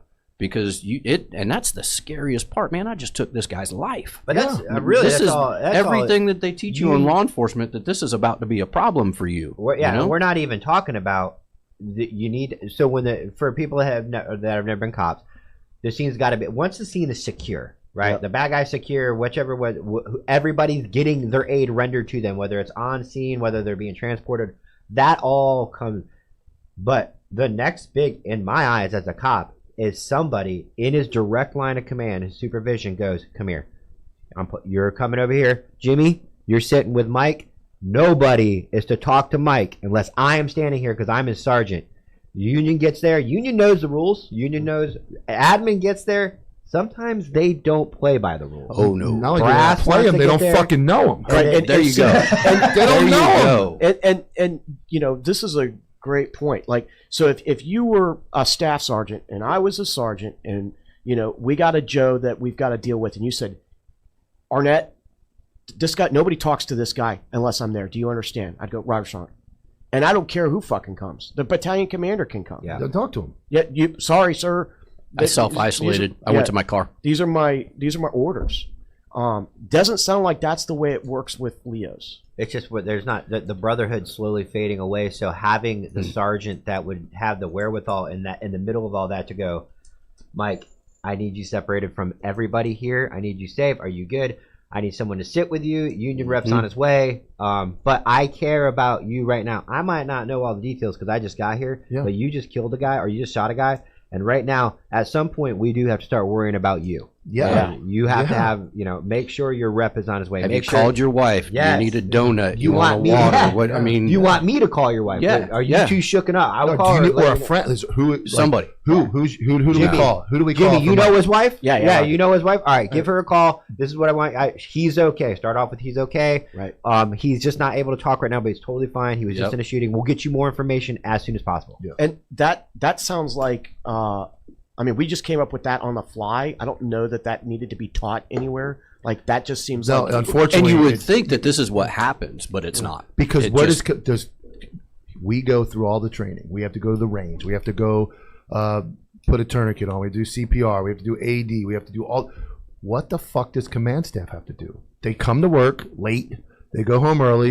They eat. They do... When are they going, okay, today we're going to have a mock... officer involved shooting. They get on ready, Facebook. go. What do we do? And then they plan. Okay, I'm the scene commander. I'm going to call this. We're going to make sure the officers' resources are here. We're going to make sure they don't fucking do that. No, they just wing it. No, it's a great idea. They wing it. Of course it is. Yeah, you could. That would cost you $0. Get command to come to in-service training. You could. But no. Command gets to go to their own special Correct. service. If at all. Oh, we don't follow. At all. We're not going to go. I've gone to the range and I walked up. I'm like, why the fuck is everybody from command here? It's one of those things you don't want to be there. They're qualified. And one of the range people goes, "Oh, it's their in-service day." I'm like, "Oh, so they have a very special. Yep. We're going to deliver it to you differently because of the boss." Yep. You're going to miss fucking 30 of your 40 rounds. We're going to sign the paper anyway, and we're going to send you back, and you'll come back next year. And when do they go? Okay, mock critical incident. Know what? Also, you'd hate my old agency when we did in-service training. They did this out of just because they're tired of dealing with it. They would take the employee identifier numbers and they would do the first half. They would split us into two to cover more ground, so 2 half days. And they would take all the younger guys by their EID and they would put them in a group and they'd take all the older guys because the older guys always bitch the whole time about everything. And they got sick of it. And so the older guys would hang up on stuff, so they taught them differently. They delivered it to them differently. Why do we got to do this? Why do we got to do that? Why do I got to be here? The young guys are like, hey, I'm a cop. This is what's expected of me. They just shut up and did what they were supposed to do. So, expectations. Well, based on what you're telling me, you guys all know this way better than I do. Seems like it would cost you fucking $0 to go, okay, we're going to have a mock command staff. No, because the problem is, maybe in a small agency, yes, but when you get into big departments, those start turning into dog and pony shows. And it becomes more about a show because now all of a sudden the city council wants to come in. The mayor wants to come see. The news wants to come because the mayor wants to come. Now you got all kinds of people. Now you got tape. And now I've seen now it's this a happen. production. It's not a training. You don't even have to leave the building for what we're talking about. Put it in the agency gym or the TikTok room or whatever the fuck they got. No, I agree. The fuck, whatever it is. I agree. And you could just say, Tabletop okay, what do we do? You're a scene commander. What are you going to do for the officer? What are you going to do for the... And on top of that, I see comments in here from EMTs. We're trying every day. We are now mixing scenarios with EMTs, firefighters, because guess what? Did you see the video that I sent about the drone where they went and rescued that kid in the cornfield? Oh yeah, I saw it. Yeah, they had firefighters, EMTs, and cops all, and a drone operator. Yeah. Yep. Yeah, they found that kid quick too. Yeah. Oh, we put him in all the active killer training. We put him in now because they're the active killer. That sounds awesome. It does. Isn't that what they are? Yeah. No, it's an active killer. When you're serving a warrant on a pedophile, is that what it's called, an active killer? It wasn't at the time, but it turned into one. All right, get code name active killer. Get back. I want you to finish when you got shot. Yeah, sorry. Yeah, no. That's are we going to skip over the other shooting? The 2018? Yeah, you have to watch Cobbville to see that one. Okay. Cobbville on the episode. We got to have something that one sucked. I know. Yeah. Oh, I thought you talked about your episode. He was the fucking guest, so if he sucked, it wasn't my fault. Dude, I'll tell you, I got the best comment from a friend too who was in law enforcement. Is he said, "Man, I remember when I was a rookie, I went in and I cleared the gun and put it away." Yes. Because that was the other thing when FDLE gets there and does the investigation, they go in, they get his gun. It was sitting on the edge of the couch with the magazine out of it and empty because somebody always runs in and disarms the dead guy. Yeah, and I told you that I had a murder suicide in one of the first thing to come. It was 2 days old. Yeah. 2 day old murder suicide I responded to, and the first guy on scene pried the gun out of the dude's hand, cleared it, put it in a drawer, and closed the drawer on the other side of the room. And I'm like, I like your initiative, son. Do you guys? Did you think he was gonna like? I'm going off again. So if you engage somebody, right, and so there's more of us in the room, do you do security rounds or pylon shoots? No. No. Execution style. No, a couple extras. Is that what he's saying? Ben Laden. No Ben Laden rounds. I mean, no. Remember, we're trying to stop the threat, not eliminate. There's studies eliminate done. The person. There's studies done because in a lot of shootings. I have a follow up when you're done. Well, there's a lot of studies done because when you watch a police shooting, it'll be pow, pow, pow, pow, pow, and they'll be on the ground, and the cop will keep firing, and people are like, that's inhumane. The threat's down, and it's your force science, man. Look into force science. Stop it. Yeah. And there's all kinds of science. That's why people get shot in the back. And because when the officer initially sees the threat and goes to start squeezing the trigger, the dude turns to run at that time, and the round comes out and hits the guy in the back. Oh, you shot him in the back. Well, I wasn't shooting him in the back when I pulled the trigger. And of all things, I'll say Majesty did well was we actually trained those shots. So we had multiple targets where it would be engage, and then there would be a target laying, and you would continue to engage as it went down because that's what you're supposed to do. You shoot eliminate the threat. Yes. Yeah. So my question is like, I get it. Okay, the optics are bad, but like if I decided to shoot this guy, I've decided to kill him. Nope. What? I'm not shooting him to kill him. I'm shooting him to stop the threat. Just like you're not shooting to wound, you're not shooting to kill. You're shooting in effective places in his body that are probably going to kill him. Correct. But your goal isn't to kill him. If the outcome is death, that's a result of you stopping the threat. Man, this is why I asked the questions, because rules of engagement totally different. And that's where these dumb cops get on social media and say, "I'm going to kill somebody. I'm going to take." And that is the worst thing you could ever say, because when you get in that shooting, they're going to find that video from 12 years ago where you said you're going to kill somebody, and they're going to play it for a jury and go, "He was going to kill him." It's funny. I've actually trained Leos to do active shooters, to do room clearing. I always talked about control pair center mass. You're trying to kill this guy. You're trying to put him out of the fight as fast as you can. Stop the threat. But nobody had any problem when I was talking about it. They're not going to speak up. Those guys aren't going to speak up. They're in class, man. They just want to get through it so they can get to lunch. Trying to get the lunch. Yeah. We got to hit some sponsors. Flatline Fiber Company. Go to flatlinefiberco.com. Use promo code ANTIHERO15 and save 15% off the highest quality gear. They've got everything you need, from rifle slings, IFAKs, dump pouches, and baseline bags. Made in America with a lifetime warranty. Go to flatlinefibercompany.com. Promo code ANTIHERO15. Get you some rifle slings. Also, Vengeance. We're going to roll that beautiful footage from our boys at Vengeance. They got the promo code and everything you need right there. Over a century ago in 1910, the Flexner Report, funded by John D. Rockefeller and the Carnegie Foundation, re-engineered medical education from a holistic, whole-body approach, which appropriately treated the body as an interconnected system, to a compartmentalized approach under the guise of specialized medicine. They shut down or consolidated medical schools, marginalized naturopathic, homeopathic, and chiropractic medicine, replacing them with symptom management and synthetic drugs. Allopathy is a marketing strategy rooted in fear and manipulated science. This philosophy carried into veterinary medicine, resulting in over-vaccination, unnecessary surgeries, and manufactured food, just like they did for people. They call it care, but it's predatory and based in profitability. The truth? Toxicity, compromised immunity, and chronic inflammation. They're not fate. They're engineered. And so is your power to undo them. We built 3 targeted formulas to return the body to homeostasis, for pets and people, to detox, defend, and restore. We are the correction to decades of corruption. We are Vengeance.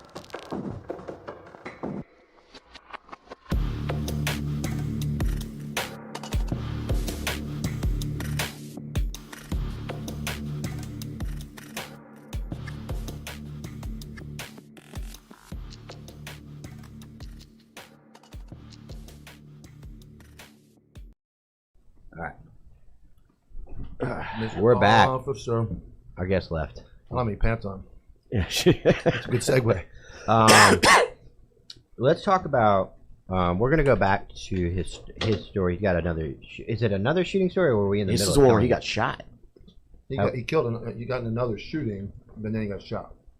There's been Okay. 4. So You're gonna talk about what getting shot. Go ahead. It's not important. Go ahead, man. Command staff. You want to wait for him to be done peeing? We can wait. No. Guy's trying to pour his heart out to you about critical incident, and you're just like, fuck it. We just interrupted him about 27 times. Off to the next one. All right, well then we'll wait for him. No, go ahead. No, we'll wait for him. It's fine. Yeah, I don't like your passive aggressiveness, Mike. Good grief. I mean, there's a lot of other stuff to talk about. Let's do the Detroit underwear cop. All right, so Detroit underwear cop. He's back. He's back. All right, we're gonna finish your story, and I won't interrupt. It's my fault. Yeah. All right. Finish your. Took off for a minute. Give Mike some more time to bash command staff. You're one of them. I didn't hear anything. All right, where was I? What story? This is where you got shot. You never even started how that all happened. Like what except that you were involved in a shooting. Yeah. So several shootings in your tiny town. Around the yes. So you're Raylan Gibbons. That sounds like a movie. Several shootings in your tiny town. All right, Raylan. Yeah. So no, God no. My shooting. We had a guy do an armed robbery at a convenience store on the north end of town, and he stole the clerk's car, which the clerk was more upset about his car being stolen than anything else, and I'm pretty sure there was a lot more involved in that than just your standard armed robbery. He was a homeless guy, but he grew up in the town. I knew who he was, and he knew who I was. So the car had pinged off of a bridge in St. Augustine, so we figured he was gone. And so it was about 3 days after the armed robbery, and I was going to Walgreens to get Christmas lights for the Christmas tree in the police department, because these are things that command staff cares about. You know, everybody's got their Christmas tree and all that. On duty in your car, burning up the gas. But you're getting it for the agency. I was getting it for the agency. Okay. I was on duty. I had my vest on. Yeah, we're going to have our annual Christmas party where we tell everybody how much we love them. Stop it right. We're getting to the story. So I'm at the intersection of 19 and 44, and I hear gunshots. I'm on the phone with my wife, and she's like, "Is that gunshots?" I'm like, "Yeah, that was gunshots." So I might want to go see what's going on. So, I, of course, called comm center. Hey, we got a report of anything. I just heard gunshots, and I'd come around the corner on 44, coming up the entrance of a Winn-Dixie that's right there, and this SUV comes flying out. So, I've been kind of a detective at one time. Gunshots, car fleeing the area, that may be involved. So I'm running up on it to catch up to it. Didn't even have my lights on or anything, and he saw me. He knew who I was, and whipped over on the side of the road. So I pulled in behind it, but I stayed, 15, 20 yards back because still don't know what I have. And I'm, calling it in. Hey, send me some units. I'm not sure what's going on here. Well, he jumped out and put 8 rounds on the front of my truck. So he had gone back to the store, the guy who did the armed robbery, and picked a bag up from underneath the air conditioner in the back of the store. Have no idea how it got there, why he was going back. And there's an auto repair shop. The store had a car wash behind it, and the car wash has been turned into an auto repair shop. So the guy who owns that place comes out, confronts him, says, "Hey, man, what are you doing?" And he sees Tim, says, "You want to die today?" Pulls out a pistol. Well, Tim didn't want to die. He's like, "No, I want to die today." He takes off running, and he popped about 6 or 7 rounds off in the parking lot. That's the gunshots I heard. So when he saw me, pulls over, he finishes his magazine on the front of my truck. So when he jumps out and I see, crap, that dude's got a gun in his hand, I go to lay down, but I had the F-150 with the big center console, so I couldn't get down. So I kicked it into reverse, stabbed the gas, and that's when the first round came through the top of the windshield, and I saw the round come through. I'm like, oh, crap. Second round, he was using a 9mm. Second round came through and hit me in the neck, took off the lower part of my ear, went through the neck, and lodged at my spine. Jesus Christ. Yeah, that's what I thought. No, I'm in a bad spot. Yeah, I've already been hit once. I can't stay there. So I bail out, and he jumped back in his SUV because he'd gone to lock back and took off.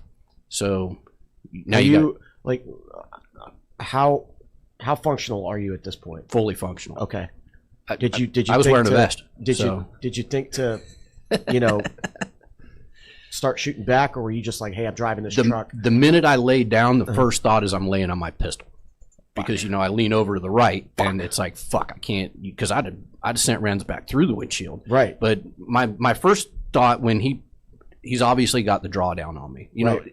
Law enforcement gunfights, we're always at the back end of it, aren't we? Yeah. The bad guy is setting the action that we get to react to. Yeah. So I'm already behind the curve as soon as he jumps out and starts dumping rounds on the front of my truck.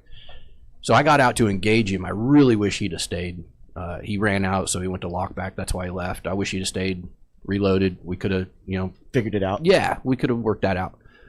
He jumped in the SUV and took off. I'm not chasing him. No, I've got other things to worry about. Like, do I have a hemostat? Yeah, my first thought is you can't tourniquet this. So I'm like, how bad am I leaking? Yeah. Well, there's a lady who'd pulled in behind my truck. She actually saw something going on, so she pulled over to the side of the road, and when I started backing up, almost backed into her truck. So I walked over to her, and she's putting her window down. She got her phone. She said, "Hey, I'm on the phone with 911." I said, "Ma'am, I've got everybody coming. Don't worry about that. I just need to know, how bad am I leaking? Do I need to stick my thumb in somewhere?" And she's like, "Well, it's not pouring out." That's a good sign. So I put a jacket on it, and about that time, everybody showed up. The cavalry showed up.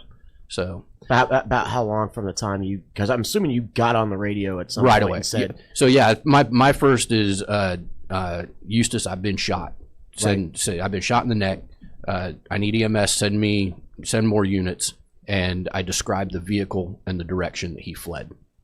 So you two guys hear that over the radio. What's going through your mind if you hear that come over the radio? Well, that's you drive as reckless as possible without taking myself out of that, like crashing. But yeah, you're going. That's no question. That's the one you don't want to hear, and that's the one. That's the. You're and this was broad daylight. Yeah. It was 12 o'clock in the afternoon. Yeah. Most cops go their whole career without ever hearing something like that on the radio. Yeah, you don't want to. Right. Yeah, I imagine like there'd be like a knot in your I know stomach. your voice octaves were probably through the roof. Yeah, so. I've got the radio transmissions and all, and it's like it's actually I'm surprisingly calm. It's FBI Academy. It calmed you down. I didn't get to go. Oh, that's right. Damn it. No, but I did some other leadership classes, and I was command staff. So yeah, and then we'll speed through that when ultimately he's no longer with us either. Yeah, right? He fled into a junkyard, ran off into the woods. We were still in Lake County, but Marion County at the time had a helicopter that their optics were fantastic. They did a show on this. Marion County sheriffs are awesome. Oh yeah, so they showed up with their helicopter and found him hiding and in the woods, directed in the SWAT team to him. He still laid down with the gun, didn't want to give up. So they took care of gunfight. He one-sided. Oh, it was just a one-way. Yeah. Oh, okay. Yeah. Well, roger that. Doesn't take a lot when you shoot one. Yeah, you've already shot a cop. So I remember this, as they found him in the woods, right? Yes. And there was like 15 of them. If you fart the wrong way, you're getting hundreds. What year was this? 2019. Okay. Yeah. Hundreds of cops showed up. Freaking unload. Yeah. Oh yeah. Remember this. And it's on. It's like Helicopter Cops or something. It's a TV show. Yeah, because they were like basically like online and almost like a semicircle around this dude. And there was 2 teams that had converged on him, but and I know they just re-aired the thing because I got the call. So good. Whenever they re-air those things, my phone. If you want to see the rest of it, go to Copville OG YouTube, and you can watch his whole episode over there. It's terrible, right? What did you say? It was a terrible episode. Terrible, terrible. So after you talk to this lady, and you go like, well, I'm not fucking dead. I'm it's a neck wound, it's probably gonna bleed a lot. What happens next? Yeah, okay. Pissed. Nobody wants to get shot, and didn't hurt. Everyone asked me, did it hurt? No, didn't hurt. Felt like somebody punched me in the neck. When I got tagged up here, it felt like somebody hit me in the head with a bat. Yeah, it just cracked you. Yeah, and you got that minute of whoa, that sucked. Well, but you were wearing a vest. I was. But we're going to transition to a guy that was wearing no pants. Yeah. In his official capacity. Lewis, can you go to that video? And I sent it to I love this. Antihero. This was a Detroit police officer. Going to virtual court? Virtual court through Zoom. Okay.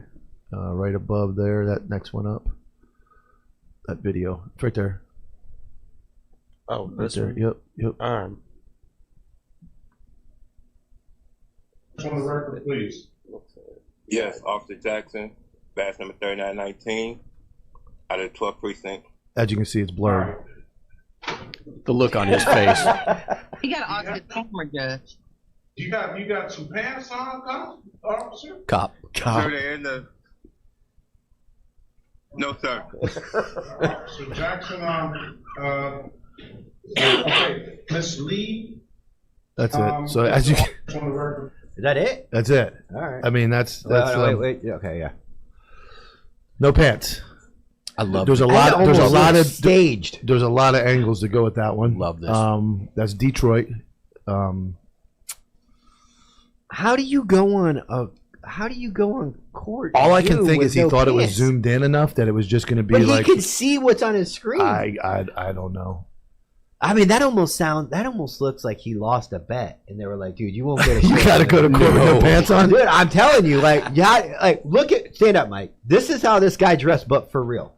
He had nothing on. It was blurred. Like he had his balls hanging out. Yeah, I mean, no, he was wearing boxers. Boxers, yeah. But like you would feel. Look how goofy you feel right now. Yeah, I feel terrible. We should blur him, honestly. So I mean, I almost wore just underwear. I was gonna, but I'm not well off enough to pull that one off. I just feel like you're gonna feel so awkward with no pants on. Like I feel like when I would put my belt on with no vest or my vest on without no belt, you feel weird. You feel odd. So it's like, what was his mind? That's not the first time he's done it. No Maybe way. That's it. No, and look, not all of us are tech savvy. Is this old? Is this like no? This just happened. Why are they going to virtual court? Still doing Probably to keep overtime down. They're still doing driving. Really? Yeah. Oh yeah, Detroit? virtual court's still a thing. Yeah, I've been at depots virtually, but court, all that stuff. Traffic court. Yeah, I mean, it could have been a depot. It could have been any. That's true. Traffic court. But yeah, I mean, we've all seen. I mean, it's gotten bad. There was the one that somebody got caught yanking. Are you looking at my Alabama black snake, man? I don't think he's. Can you say that? That's from Vietnam. That's from Full Metal Jacket. Full Metal Jacket. It ain't too goddamn buku. But Tubuku. But yeah, I mean, he looked unshaved. Like he just looks like all around. He did look like the back. But I don't know their standards in Detroit. They're not high. They can't be, man. They can't be with everything they got going on. There's some good guys in Detroit that I know follow us and reach out. But you know what I love about this guy? His honesty. His don't give a fuck. What are you going to say? No? No. Yeah. Are you lying in a court? I mean, I guess if I did, and he's smiling about my podcast, I wear fucking. I mean, I haven't done a podcast in my underwear yet. Even at my house, where I have my own studio, the table's there. I don't know. You're right. It just doesn't feel right. It feels weird, but it's like he said. He's probably done it so many times that it feels right. That's his court feeling. Like I'm sitting at home. I got no pants on. I got the stupid shirt on. I feel like you would see your image down in some kind of screen, but maybe not. Maybe the software he can't see himself. I mean, maybe there's a female involved. Like it's all there, man. Oh. It's all there. You got any pants on? Like, where's your pants, sir? Like, cop. Dumbass cop, dude. You know, he was shocked. The judge was just shocked. He was like, "What in the fuck? I mean, what is happening?" I don't know. DI. I don't know. That poor guy has never lived that down. You thought it was bad at the range. I mean, assuming that he still has a job. He'll be fine. Yeah, it's Detroit. He'll be fine. Oh yeah, yeah. He'll be fine. All right. What's up with? I got you guys talking about Trump testing nukes. I'm sure Jimmy was paying attention to this. Yeah, I was. All right, let's go. All right. Well, I mean, here's the deal. Russia has an annual test of their nuclear triad. If nobody knows what the hell does that mean? The nuclear triad is the three ways that nuclear weapons are delivered. So that would be through ballistic missiles, land, right? The other one is through bombers, right? Okay. And then the other is through naval, specifically submarines, right? So that's your... Wait, they would shoot up out of the water? Yes. Okay, I got you. Submarines will go deep, like, do you ever seen The Hunt for Red October? The Red October was a boomer, man. Yeah. It was made to launch nuclear weapons in World War III. So... Russia does this every year. Basically, they will launch a ballistic missile that doesn't have any nukes in it. They'll go through the whole process from the president, like Vladimir Putin says, yes, push the button, and everybody goes through the process of it. Well, at the same time, North Korea's like, we have nukes too, we'll fire them off, and Russia's like, fine. Or not Russia, Trump's like, fine, fuck it. Every time you guys launch one, we're going to launch one. Just for GP. You put a nuclear bomber in the air, we're going to do it too. That's all this is. Yeah. This is just tit for tat. This is just... And you need to do that with this stuff. Well, I was listening to Victor Davis Hanson last night as I was going to bed, who, if you don't know, is a really, really well thought of historian specifically does World War II, and he said, one of the reasons why the Japanese decided to attack Pearl Harbor was because the United States did not do a good job, and historically has not done a good job of showing what deterrence looks like. Now, we had 20 years of what deterrence looks like now, but we historically haven't done it, and Trump's actually pretty good at it. He's pretty good at showing you the stick. Like, hey, bro. We got bombs, really good bombs. They're beautiful. They're beautiful. Most beautiful bombs. Yeah. Most beautiful bombs ever. Yeah. I think everybody. I know a lot of bombs. I'm friends with a lot of bombs. These are the best bombs, the most beautiful bombs.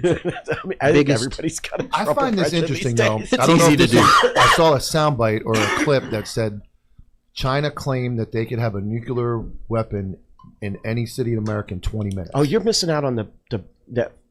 Technically, probably true, but like, is that, you think that has anything to do with Trump being in China, and then he says he's going to test? Who's his Trump nukes? meeting with in China? He met the president. Yeah, he met with he wiped Xi the Jinping. he wiped the tariffs. Yeah, he had 100% tariffs on China. And so they squashed that. You're missing That's out good. on the big one. Did you know that the USS Nimitz lost 2 aircraft within 30 minutes? I did. I talked about that. You know the what? other day. In the South China Sea, A helicopter and Wait, what did that? F-18. They were shot down? Well, Lost. no. Hold on, how you lose these things? Yeah, they fell out of the sky. Okay. They're no longer up. They are no longer in the air. They are. Do they have pilots in them in the sea? Yeah, the pilots, all the air crews were rescued. So within 30 minutes, an FA-18 Super Hornet and a Black Hawk both fell out of the sky for unknown reasons. Mm-hmm. And it's in the South China Sea. And the rumors that you guys put on your tinfoil hats, I didn't bring one. yeah, Damn it. I have that China beanie on. China shot them both down with a laser. A laser. A laser. A laser. And that's why Trump came out and was like, "We think it's a fuel problem. We have nothing to hide." And then he's in China. And now he's in China. The tariffs are waived. Tariffs are waived. That's the big. That's the bit long pole in the Wait, tent so right there. do we know for a fact that other people have that technology? China says that they do. They've tested it. Do we? Oh yeah. I mean, dude, we were talking about putting them on a fucking destroyer. We actually used one from a destroyer. There's a infrared video of a Arleigh Burke destroyer firing a laser at a drone and blowing it out of the sky. So Weird. Yeah, I did see Wow. that. So that's just, okay. So this turn of events is these 2 aircraft mysteriously fall out of the sky. Trump goes within to 30 minutes of each other. Within 30 minutes of each other over the South China Sea. Yep. Trump then a week later. No. This happened 2 days ago. Yeah. He happens to be in China. China makes a claim that they can send a nuke anywhere in the world in 20 minutes. And 20 minutes, they can have a nuke anywhere in the world. Did Trump go to China after the aircraft? Yes. Or was he in so China? He was already planning to go right now, anyways. Right. The trip was planned. Yeah. 2 days before he shows up, or a day before he shows up in China, two aircraft fall out of the sky, and China makes a threat that we could have nuclear weapons in your country in 20 minutes, and then the tariffs go away. That's the conspiracy. That's the chain of events. How is that a conspiracy? That's just common sense. That's probably what happened. That's politics. Is it though? Because I mean, like, so when do we let people shoot our planes down? Well, we're in the That's South what I'm China saying. Sea. Are they over the Atlantic or the Pacific in our area? No, they China Sea. Oh, They're you not mean in China? China Sea. Is it the China Sea? Yeah, the South South China China Sea. Sea. Yeah. South China Sea. Yeah. Yeah, so we're flying over them. If they flew over, Well, that's our international airspace- waters. I mean, and freedom of navigation. Wait a minute, didn't they is put a thing. balloon over us? Yeah, they did do that. Yeah, they like did, over the entire country. Not only that, but like they've been doing joint exercises off the coast of Alaska. So why didn't we laser their balloon? Well, different Biden was in president. office. Well, there's The that. auto pen doesn't reach I mean, the sky. yeah, I mean, like that guy was basically a turnip. Well, he was shaking hands with the flag. So. Yeah, I mean, he's about to be shaking hands with Jesus. I mean, he is going getting there. up there. He's not going there. Well, he's going to have to shake hands with him regardless. Somebody. Yeah. But I mean, I don't know that. I feel like with Trump, if it was like if Xi Jinping came to him and was like, "Yeah, we shot those planes down," Trump would have been like, "Okay, bet. Well, I got something for you, big dog." Not with China. Yeah, You don't think so? Not with China. No. Like we're playing smart with China. Too big. Yep. Too big. Like they're not a threat. Russia's not a threat like China is. No, I don't believe so. Nobody is. No. China's the only threat. Yep. Historically speaking, North Korea. China and Russia both have the same problem, which is that they historically do not fight well outside of their own country. The Chinese? The Chinese. But their swords and ninja stars can't reach us from there. And I mean, but their lasers can. They're have to fight in technology. They just jumped the guns and went straight to lasers. Short, I think they're usually small people too, right? I think what we're actually seeing is that this mutually assured destruction idea that Trump has been kind of, banging on the table, like they don't want to trade war with us and we don't want to trade war with them. Yeah, nobody. That's like that doesn't help anybody. No, together those two control the world economy. Unless it was like a UFC fight, then you want to see him fight. Yeah. Other than that, we don't want to see him. I mean, why can't we just do like? You guys ever see the movie from the '80s, Robot Jocks? No. Oh man.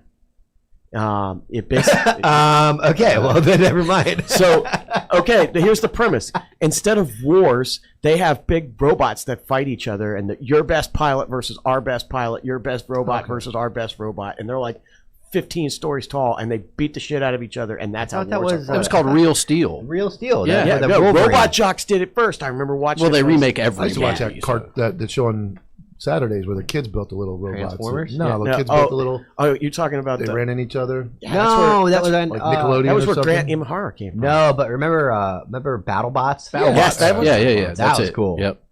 Yeah. So I mean, that's what's going on with the nuclear stuff right now. I mean, Trump. I mean, it's just Fed dropped the interest rates again. That's going on. I think the economy's coming back. Yeah, freaking Fed dropped the interest rates. Those are coming down. Boy, I mean, did you see how much Halloween candy is? No. Halloween candy is ridiculous. We just bought. I live in an old person neighborhood. I have an old person neighborhood where I don't have to worry about it. You want to come over and give out candy? Nope. I'll be at the poker room. God, you're Ebenezer Scrooge. Halloween. Nope.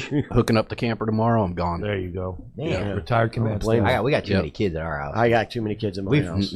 Yeah, we got 2 golden doodles. Halloween. Yeah, and then, I got 2 dogs. Halloween is like a festival, and we live in suburbia, dude. We're talking like hundreds, if not 1,000 kids roaming around everywhere. Did you guys see the video where DJ Shipley AQ Shipley on the Pat McAfee show got all of his wedding decorations stolen in the middle of the night? Wedding decorations? Halloween decorations. I'm sorry. Been a long morning. No. Is that who's AK Shipley? AQ Shipley was he's one of the guys on the McAfee show. Big guy, was a center. He played in Tampa for a while. Jimmy thinks that we should talk sports. Monday nights.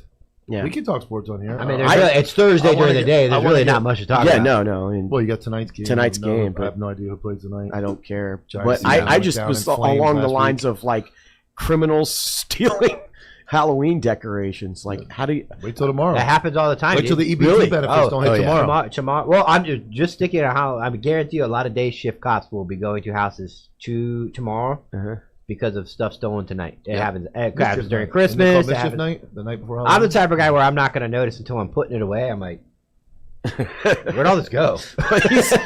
Shipley, he was like, dude, I woke up at 7 o'clock in the morning and my daughter was like, the skeleton's gone and the other one's broken and Halloween is ruined. And he's like, what is happening right now? Yeah. And he had a ring camera of these guys taking it away. And he's like, I'm pretty sure it was the frat guys from the college.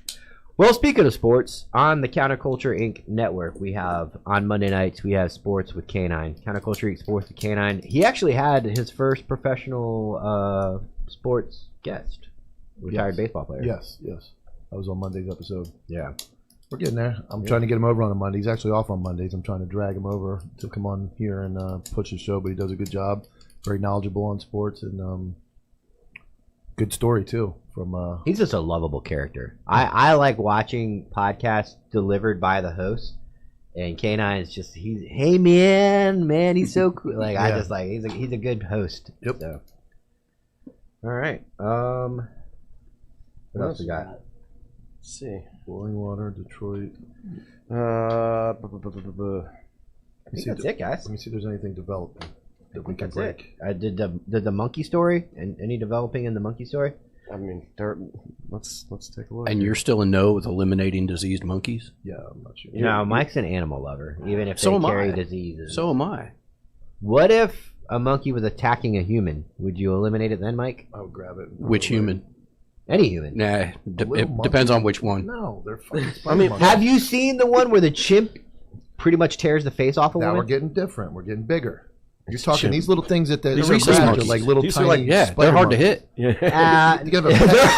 need buckshot. You need lasers. Well, I mean, how many videos of there are cops killing raccoons and possums that have rabies? You never had to dispatch an animal when you were on. Really? I've never done it. I killed alligators. I mean, I went alligator hunting. Well, alligators not because as I look at this story, before he was now a social justice As I look warrior. at this story now, it says large alligator seen with dog in his mouth in Florida. Like I don't worry about that. Yeah. So who do you pick now, Mike? Your two animals. Alligators got to go. Dude, when I hunted alligators, and well, okay. Well, I will say this about alligators: when somebody, I don't feel bad when someone kills like a 6 or 7 footer, but man, when you get a prehistoric beast, like 14 footer, and they're like, well, yeah, we just fucking killed it, and I'm like, there's a part of me that's like, yes, this cannot be in suburbia, but it's also it survived so long. Dude, that's just it's probably like 60 years old. More than that. And way dude, more. we just fucking they got fucking turtles they got a turtle that's like 300 fucking years old, dude. Yeah. But turtles don't eat people. No, they could. I mean, in your world, all animals could kill somebody. You got to give it elbow strikes if it comes near you. Fucking 300-year-old turtle. We're fucking striking. If there's a hurricane, though, I mean, think about how many alligators get launched into people's houses and yards during hurricanes. Is this a movie? No, it's a real life thing. Hurricanes do not launch.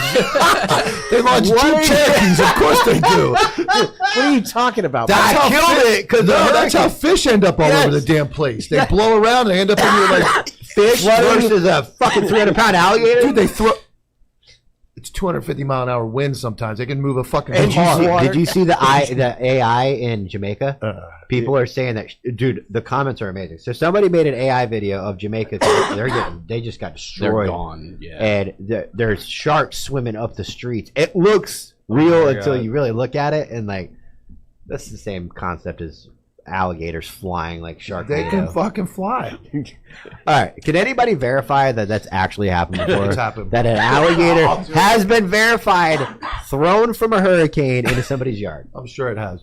Because we've found out recently they can climb fences. That's not Croconado. Look at OG Wicks. That's not new. We've done that. Well, and I do have a friend who was attacked by a sea turtle. So yeah, see, attempted to mate him. Elbow strikes, distractionary blows. It's a true story. Croconado. Let's see here. Sal just texted me. During hurricanes. Why did Tyler dress up like me? We're in the same boat, brother. Next week we'll have Jack on both days. Jack's in town. Nice. So we have a convict on tonight's the night shift. Yes, we have former trafficker and pill mill target of Mike's arch nemesis. No, I didn't actually target him. So, but he thought I did. So that'll be interesting. He's the one that ran counter on you. Yeah, that's fucking crazy, dude. Yeah. So we'll have him on tonight, and he's going to talk about some of his adventures in the trafficking world, and he's going to do a recorded show for me for next week. By trafficking, you mean people or drugs? Drugs. Yeah, we wouldn't be having people traffickers in here. No. Well, I mean. You traffic. What? Dude, when I hear traffickers these days, it's always humans. Yeah, because drug trafficking is just dropped to possession nowadays. So. Yeah, well, that unless you're trafficking across the international body of water, and then you can get a fucking drone on your head.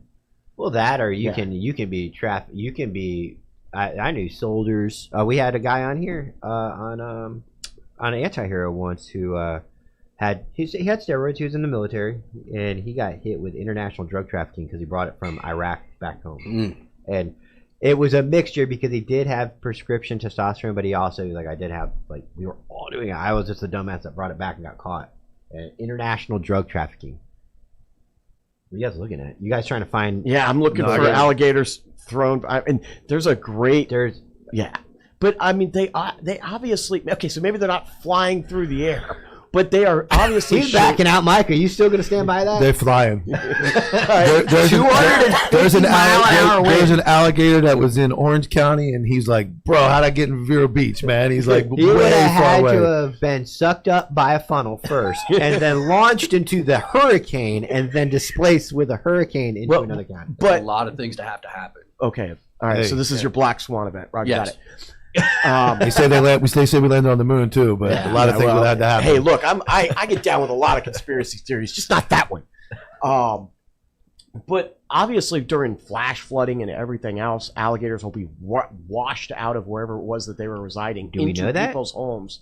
Yeah, they have. We just had flash flooding. Like 200-300 pounds, dude. This week in Lake County, and there were no alligator incidents. Really? Yeah, not a one. Not one. Hurricanes move cars. Not one. You guys are all just going off of sci-fi movies. That maybe alligators are just cool like that. Maybe they're just chill. I think they're really cool. They have nests. They don't just like float in the water and go wherever it takes me. Like they have homes. Yeah. So they're like, hey, I need to go back home.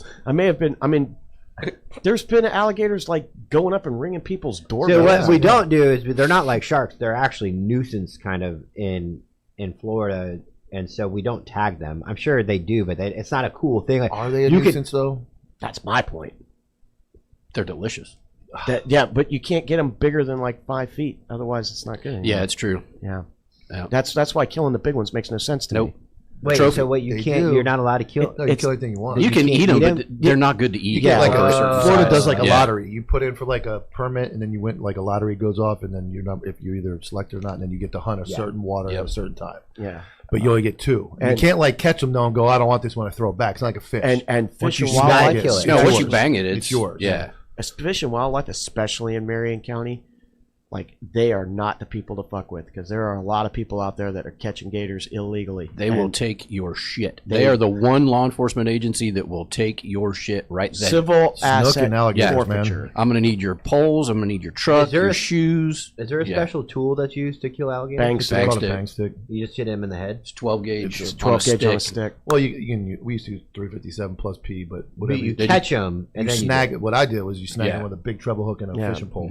Then you harpoon them with like a metal lead, and then put like milk jugs, and then you just follow them. But he won't shoot a monkey. The little ones that are actually good eating, you can just pin them down over the top of a stump and tape its mouth shut and put a knife right there. There's a little U-shape. He's going into the script. Dude, I'm still killing a gator over there. I lived in Ocala, not even Ocala. I lived at Spar. If you don't know what you're locking into. Okay, so Mike is an animal lover. Yes, you did. Yeah. Mike is an animal lover. Jimmy's the guy that will take the family dog out back because it's cheaper than taking him to the vet. And he was in the army. He like tell him what you did. With the pigs. Ordered to do. I went to the live tissue trainer. So they put pigs under general anesthesia, and they shoot them and stab them and everything, and you've got to keep them alive. Right. And they're fucked, bro. Yeah, that's a thing. Mike. That's a thing for a long time. Training on people is frowned upon. Plenty of pedophiles. You can't even do that to pedophiles. Right. Not even pedophiles. All right, I'm down for it. So we're petitioning to take all live animal training, whether it be for cosmetics or war, and replace them with pedophiles. Because death row inmates have it nice. Beautiful. But death row inmate, really? I would say pedophiles, convicted pedophiles. They have it the worst. No, but we use them for testing. Absolutely. And if they live through it, then they can stay incarcerated forever. No, we do it again. There's no double jeopardy on this motherfucker. We bring their family in. Don't live through the family of the victim in to finish it off. Jesus Christ. I mean, hey, they tell you when you go to the live tissue trainer, like, this pig's going to die. Yeah, because you're fucking killing it. You're blowing it up. I'm not doing anything. I'm the one that's rendering aid. So while they're giving instructions, Jimmy's killing it. They're like, not right now, dude. They just maim the pig and then hand it to him. The first day, we had a guy who was an 18 Delta as a Special Forces medic.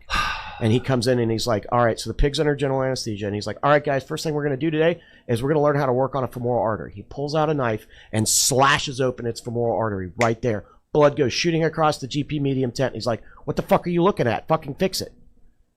That was day one. This is what our government's doing. That's terrible. And it, dude, best. Did it save lives on the battlefield? 100%. Well, there you go.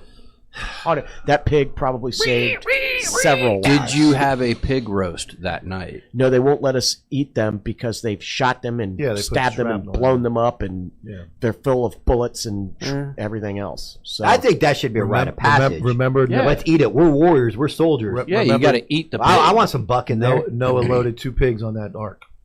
Yeah. Didn't say blow them up. Didn't say fucking smash their arteries. Noah said, let's put them on here because he brought the mosquitoes too, so and wasps and hornets. cockroaches. There's plenty of stuff that got on Noah's Ark that I'm not so happy with at all. Nope. You don't eat pork? No, I won't touch it. Why? Because of that. Because of pigs? I got into the reels one night, and all of it was for an hour was pigs at the slaughterhouse and running out of. So more chickens got to die. So I didn't you can see say them. pigs. I didn't see it, dude. I give it fucking 6 months before Mike's a full blown vegetarian. I gotta one plan. I'm getting rid of cashews. I'm getting rid of pork too, but I'm getting rid of it for Christian reasons. Yeah. Mike's gonna be one of those guys claiming to get 200 fucking grams of protein a day off his fucking yogurt. and fucking green protein, bro. It's plant based. 28 grams of yogurt protein in a fucking serving. 400 grams of You think maybe they're lying to you? They're lying to you about why they're killing those fucking pigs too, man. If there's not bacon on the plate, it's not breakfast. Fuck, dude. Man, I love bacon. It's very good. I love sausage. Tastes good. Yeah, it's terrible. I got to do what the Lord says on this one. I'm like, I fucking hate this one, God, but all right, I get it.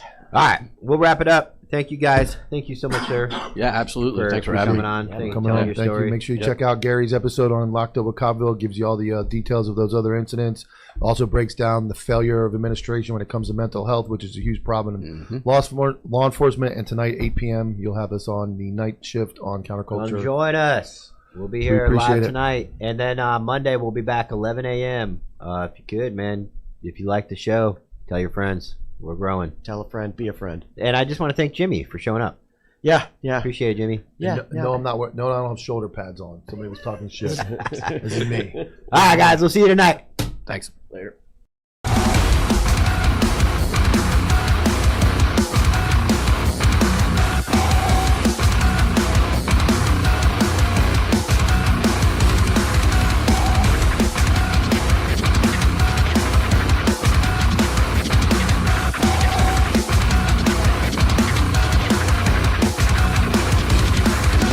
JV team for life.